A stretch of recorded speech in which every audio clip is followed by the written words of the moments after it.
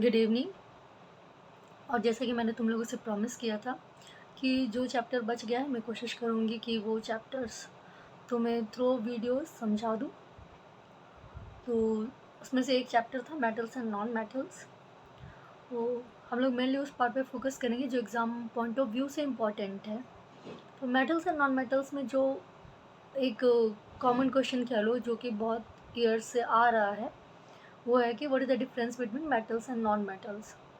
तो बेसिकली जो हम लोग पढ़े थे, थोड़ा बहुत तो पढ़े थे हम लोग। पहला ये कि मेटल जो है वो मेलेबल होता है, मतलब उसको थिन शीट्स में हम लोग ट्रांसफॉर्म कर सकते हैं। वो डक्टाइल होता है, इसका मतलब उसको पतले पतले तार के रूप में खींचा जा सकता है। उसमें से एक इन्फॉर्मेशन जो कि एनसीईआरटी बुक में अवेलेबल है वो ये है कि अगर आप 1 ग्राम सोना लेते हैं तो उसका जो है लगभग 2 किलोमीटर लंबा जो है तार खींचा जा सकता है, बनाया जा सकता है। ओके। फिर ये है कि मेटल्स जो है वो मोस्टली किस फॉर्म में प्रेजेंट होते हैं, तो मोस्टली जो है वो सॉलिड फॉर्म में प्रेजेंट होते हैं। लेकिन एक ऐसा भी मेटल है जो कि लिक्विड फॉर्म रूम टेम्परेचर पे मौजूद है, और वो है आपका मरकरी, जिसको आप हिंदी में पारा भी कहते हैं।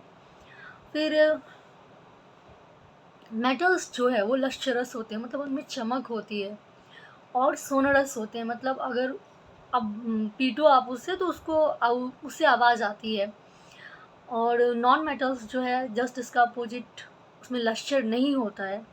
लेकिन उसमें एक एक्सेप्शन ये है कि आयोडीन एक ऐसा नॉन मेटल है, आयोडीन एक ऐसा अधातु है जिसमें कि लश्चर मौजूद है।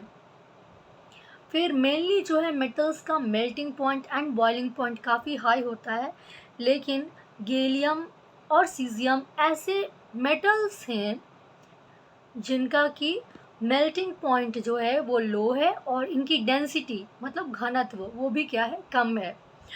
और ग्रुप 1 और ग्रुप 2, ग्रुप 1 में कौन आ गया, हेलिना का रदरफोर्ड याद, hydrogen, lithium, potassium, caesium, francium and all.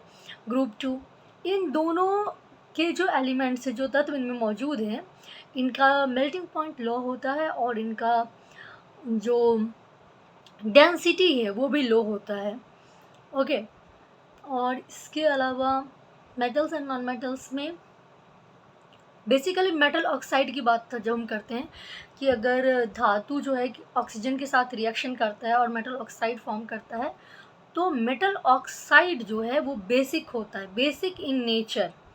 और जो नॉन मेटल का ऑक्साइड होता है, अधातु का जो ऑक्साइड होगा, वो क्या होता है, वो एसिडिक हो जाएगा, जस्ट उल्टा। तो इसको हमेशा याद रखना, क्योंकि जैसे एक रिएक्शन हम लोग रिएक्शन पढ़े भी थे पहले भी, कि जब भी एसिड और बेस रिएक्शन करता है तो साल्ट एंड वाटर बनाता है। तो मैंने तुमको बताया कि एसिड के फॉर्म में आप किसको इस्तेमाल कर सकते हो, non metallic oxide. Non metal से बने हुए ऑक्साइड को आप एज बेसिक इस्तेमाल कर सकते हो, क्योंकि उसका नेचर बेसिक होता है। और metallic oxide metallic oxide acidic होता है, मेटलिक ऑक्साइड बेसिक होता है, नॉन मेटलिक ऑक्साइड एसिडिक होता है।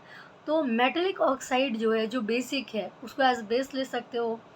और जैसे हम लोग मान लो कि एक मेटलिक ऑक्साइड लेते हैं, फेरस ऑक्साइड, आयरन का ऑक्साइड, और उसका हम रिएक्शन करवाते हैं, क्योंकि ये मेटल ऑक्साइड है तो ये बेस है, इसका रिएक्शन हम करवाते हैं किसी भी एसिड से, लाइक HCl से, तो क्या होगा, उस केस में भी साल्ट और वाटर का फॉर्मेशन होगा। तो वो साल्ट किसका बना हुआ होगा, ये आयरन एंड क्लोरीन का बना हुआ होगा। और वाटर का फॉर्मूला तो आपको पता ही है, वो H2O होगा। क्योंकि यहाँ बोर्ड मौजूद नहीं है, और बोर्ड जो है भी वो भी बहुत छोटा सा है, तो I will try to explain it in this way, but I will send one picture in the group जिसमें कि मैंने बेसिक पॉइंट्स जो है वो कवर किया है, जो तुम एज अ शॉर्ट नोट याद कर सकते हो, एग्ज़ाम में तुम्हें हेल्प कर देगा। ओके। फिर और क्या, नेक्स्ट वीडियो में बात करते हैं।